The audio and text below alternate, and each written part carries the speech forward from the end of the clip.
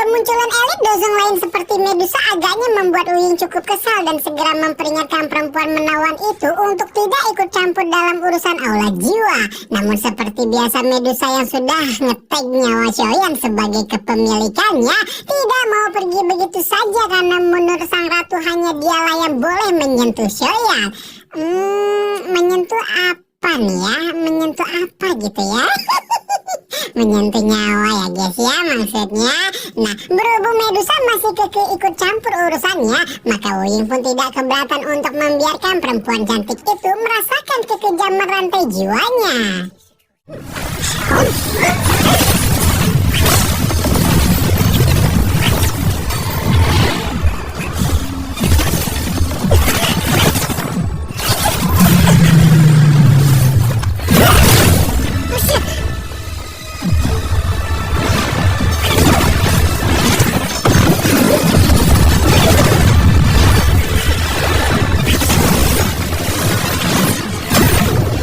Sekejap adegan kejar-kejaran antara rantai jiwa Wuying dengan Medusa dan Shoyan pun mewarnai cakrawala pegunungan awan berkabut yang gelap, di mana di tengah-tengah pengejaran itu Shoyan meminta bantuan kepada Medusa untuk menyelamatkan Yolo. Namun bahkan untuk elit dozong seperti Medusa, melindungi Shoyan dan gurunya di waktu yang bersamaan adalah sebuah ketidakmungkinan. Apalagi lawan mereka adalah seseorang sekuat Wuying. Di sisi lain, Yolo tanpa gentar sedikit pun menghadang Wuying demi melindungi Shoyan, membuat tuan muda ketiga keluarga Shou itu hanya bisa menatap nanar pada gurunya, memahami jika kekuatan Abah sebenar-benarnya telah berada di titik darah penghabisan. Shoyan paham jika Medusa tidak bisa melindungi dirinya dan Abah bersamaan, karena itulah dia segera mengubah permohonannya dan meminta Medusa bergabung dengan Yolo untuk mengalahkan Wuying. Sebenarnya Medusa ragu karena Yolo sudah dalam keadaan terluka dan kalau dia baku hantam tidak akan ada yang bisa melindungi Shoyan. Namun berhubung Akang udah mohon-mohon dengan wajah melas dan gelisah, Kanjeng yang udah bucin pun tidak bisa menolak permintaan Shoyan dan akhirnya setuju untuk bergabung dengan Yolo menghadapi pelindung Wuying. Dengan demikian baku hantam 2 lawan 1 antara Kanjeng featuring Abah melawan Wuying pun tidak terhindarkan lagi.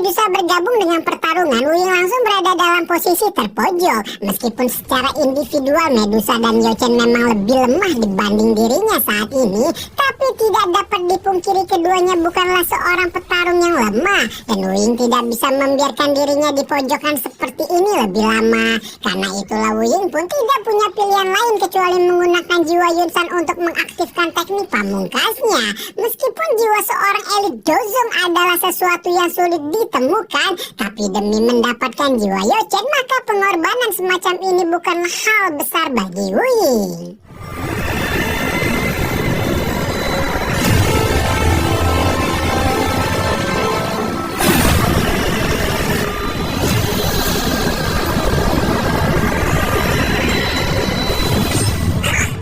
Ketika langit menjadi gelap dan suasana semakin mencekam ketika Wuying memulai aktivasi teknik andalannya. Seluruh anggota sekte Yunan yang tersisa hanya bisa menatap nanar pada roh Yunsan yang ditarik keluar dari tubuh Wuying, di mana pemandangan itu di sisi lain membuat Yolo menjadi amat waspada karena dia tahu jika pelindung aula jiwa itu sekarang berusaha untuk meledakkan jiwa Yunsan. Karena itulah Yolo segera berkomunikasi dengan Medusa dan meminta sang ratu untuk bekerja sama menghentikan teknik pemakan jiwa yang akan dikeluarkan oleh Wuying. Dan akhirnya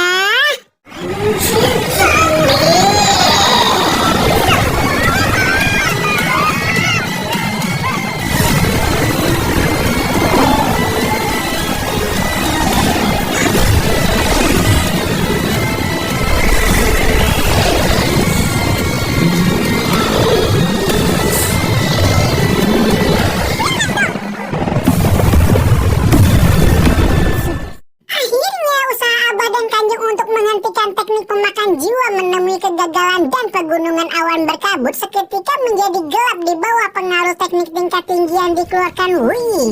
Ketika suasana di sekitar menjadi sangat gelap, semua orang langsung kebingungan dan bertanya-tanya, apakah ini kiamat? Enggak ya, apa yang sedang terjadi di atas sana? Namun Shoyan dan Fama selaku alkemis dengan kekuatan spiritual tinggi mampu merasakan jika pertarungan besar dan adu-aduan kekuatan mengerikan sedang terjadi di atas sana. Karena khawatir pada guru dan ayamnya, Shoyan pun segera mengaktifkan mata apinya dan meledak dalam kepanikan, menyadari bahwa ledakan jiwa itu sepenuhnya dalam kendali Wuying hingga membuat Medusa dan Yolo menjadi terpojok.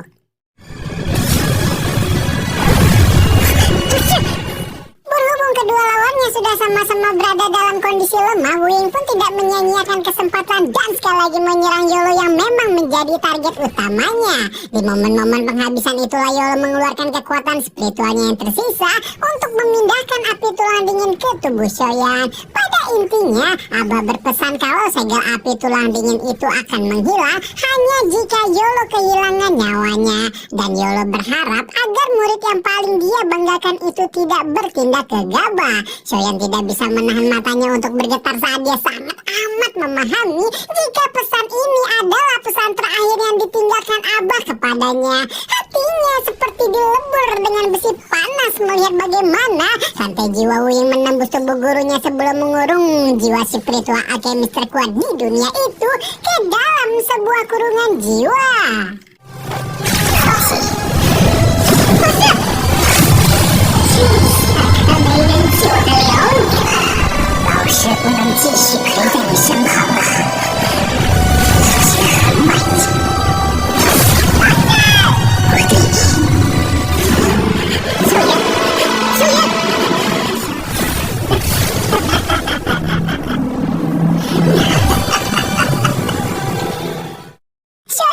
Bisa menatap kosong pada udara di depannya setelah gurunya menghilang, membuat Haibodong dan Bamba lain menggoyangkan tubuhnya penuh kepanikan karena melihat pelindung aula jiwa itu masih menginginkan Shoyan. Sayangnya Haibodong dan Jia Xingtian tidak cukup kuat untuk menahan gempuran Wuying, sampai akhirnya Xian pun turut maju untuk memblokir serangan sang pelindung aula jiwa hingga membuat Shoyan sadar dan langsung merasuk marah ke arah sang pelindung aula jiwa, berniat memaksa organisasi kejam itu untuk mengembalikan gurunya yang berharga. Tapi ternyata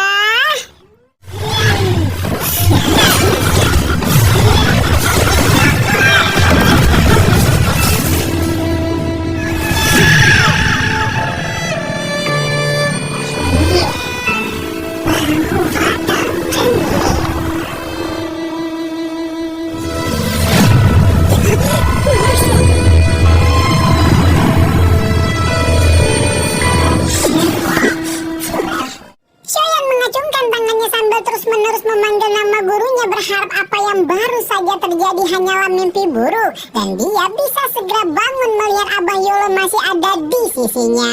Raungan penuh kepedihan yang terlontar dari mulut Shoyan itu membuat setitik rasa sakit turut hingga di hati Medusa, sehingga mendorongnya untuk mengulurkan tangan dan menepuk pundak pemuda itu untuk memberikan kekuatan.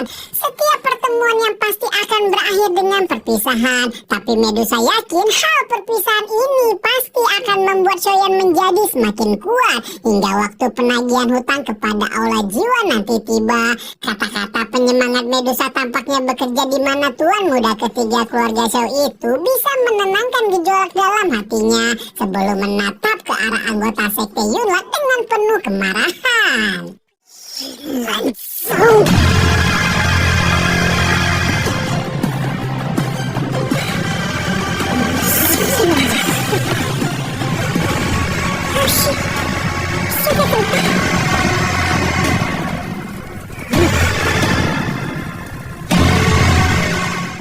seketika anggota sekte Yunan yang sebelumnya diam-diam baik melihat pertarungan langsung dibuat deg-degan bukan kepala, merasakan jika mereka yang akan menjadi sasaran kemarahan Shoyan setelah ini. Yun pun tidak bisa menahan diri untuk berpikiran serupa, karena bagaimanapun sektenya lah yang menjadi sumber dari segala penderitaan yang pemuda itu rasakan selama ini.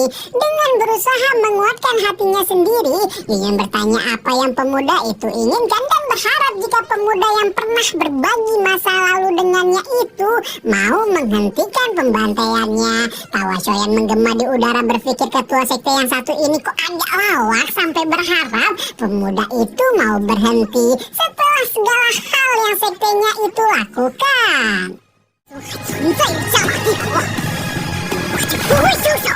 Yunyun masih belum bisa menerima keputusan Shoyan karena bagaimanapun sekarang sekte Yunan juga sudah mendulang kehancuran. Yunsan sebagai sumber dari dosa sekte telah pindah alam, belum termasuk para tetua dan murid yang turut menjadi korban atas pertumpahan darah ini. Apabila pemuda itu masih merasa kurang dengan segala karma yang sudah mereka tanggung, maka tidak ada lagi yang bisa Yunyun lakukan kecuali memaksa pemuda itu untuk mengalahkan dirinya lebih dulu sebelum menghancurkan sekte Yunan seperti yang dia inginkan.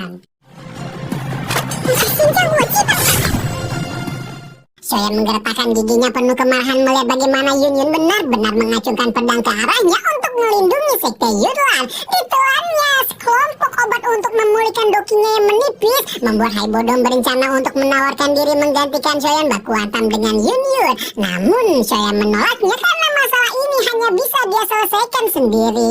Nah, di saat-saat Shoyan berusaha menahan gejolak kemarahan dalam hatinya itulah Nalan Yanam bersikap sok keras menawarkan diri untuk melawan Shoyan menggantikan Yunyun karena bagaimanapun dia juga merupakan murid sekte Yunlan. Tindakan Nalan Yanam yang kepalang percaya diri itu membuat Shoyan empat seolah ingin mengatakan gak usah bacot, langsung aja baku hantam gitu sebelum melumpuhkan tuan putri keluarga Nalan itu hanya dalam beberapa pertukaran. Aku ucapkan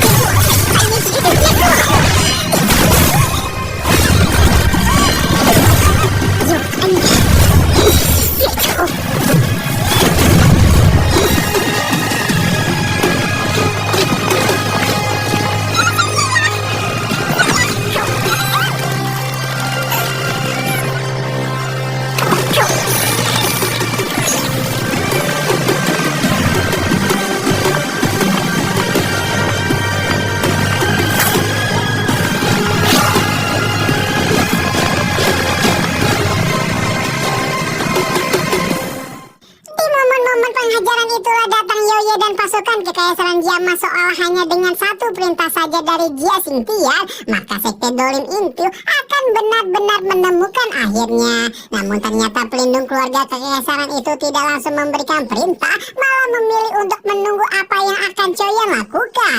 Ketika itu tangan Choyan yang sebelumnya mencekram leher Nalan Yanam penuh kekejaman, akhirnya dilepaskan, membuat tuan putri keluarga Nalan itu terhuyung lemah ketika kembali ke sisi gurunya. Yunyun yang juga sudah tidak kuasa menahan sesak di dadanya, akhirnya mengonfrontasi Shoyan secara langsung dan menyatakan genderang perang bahwa jika pemuda itu tetap bersikeras menghancurkan sekte Yunlan, maka Shoyan harus melangkahi mayatnya lebih dulu.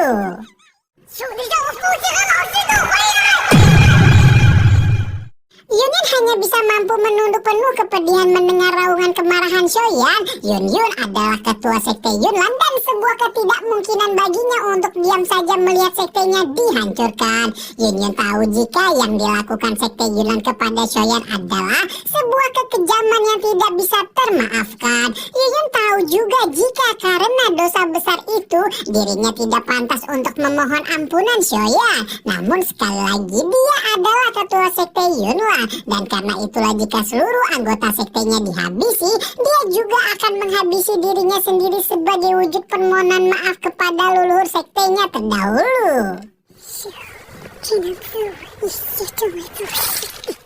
Shoyan hanya bisa mengepalkan tinjunya emosional setelah mendengar orasi panjang lebar Yunyun. Samar-samar dia merasakan betapa di tempat ini ada aura-aura kecil yang penuh ketakutan, di mana hal itu mau tidak mau tetap membuat hati Shoyan yang semula penuh dengan niat membunuh menjadi sedikit gemetaran. Ketika itulah Haibodong menepuk pundaknya pelan seperti berusaha menyelamatkan Shoyan untuk tidak melumuri tangannya dengan darah orang-orang yang tidak berdosa.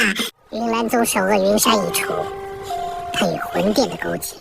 Perkataan Hai Bodong seperti menyiramkan air di hatinya yang penuh dengan api kemarahan. Sekarang Shoyan bisa melihat segala hal di sekitarnya dengan lebih tenang dan berpikir jika hanya akan menjadi Yunsan kedua jika menuruti dendam dalam hatinya dan benar-benar membantai Sekte Yunlan. Karena itulah dengan tarikan napas yang panjang dan kepalan tangannya mulai mengendur, Shoyan berbalik dan pergi dari pegunungan gunung berkabut setelah sebelumnya meminta Yun untuk membubarkan Sekte Yunlan dalam sebulan atau dia tidak akan menunjukkan belas kasihan untuk kedua kalinya.